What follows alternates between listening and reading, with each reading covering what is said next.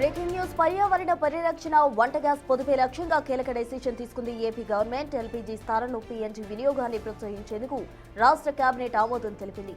దేశంలోనే తొలిసారిగా పీఎన్జీ ప్రోత్సాహానికి ప్రత్యేక చర్యలు చేపట్టిన రాష్ట్రంగా ఏపీ నిలవనుంది.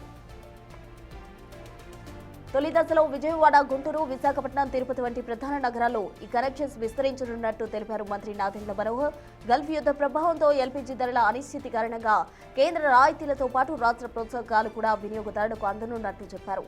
ప్రముఖ ఆలయాల్లోనూ పీఎన్జీ వినియోగాన్ని అందుబాటులోకి తీసుకొస్తున్నామని అన్నారు.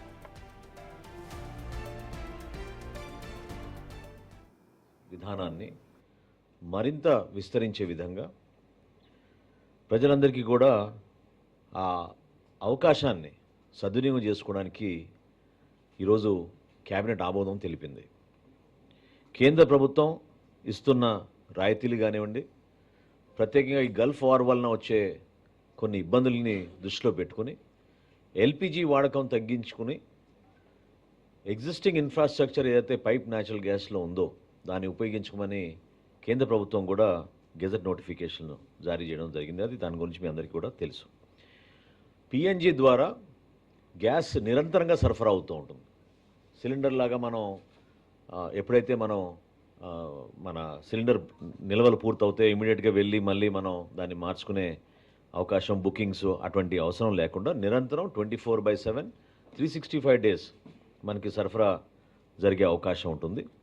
అదే కాకుండా ప్రత్యేకంగా అపార్ట్మెంట్స్లో కానివ్వండి, ఇండస్ట్రియల్ యూనిట్స్ అంటే మన హోటల్స్, పెద్ద పెద్ద రెస్టారెంట్స్, వీళ్ళందరూ కూడా ఈ స్కీమ్లో ఉపయోగించుకుంటే కేంద్ర ప్రభుత్వం నుంచి మనం ప్రస్తుతం తీసుకునే ఈ కమర్షియల్ ఎస్టాబ్లిష్మెంట్స్ కోసం ఇచ్చే 10% కాకుండా అడిషనల్ 10% కూడా మనకు వచ్చే అవకాశం ఉంది. కాబట్టి దీన్ని ప్రమోట్ చేద్దామని ఈరోజు రాష్ట్ర కేబినెట్ ఒక నిర్ణయం తీసుకుంది.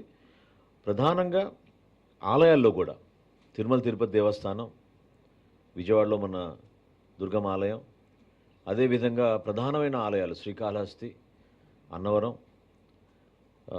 విశాఖపట్నంలో సింహాచలం, వీటన్నిటిలో కూడా ఇమ్మీడియట్గా ప్రత్యామ్నాయంగా పిఎన్జి ఫెసిలిటీ తీసుకోవాలని ఈరోజు గౌరవ ముఖ్యమంత్రి గారు కేబినెట్ సమావేశాల్లో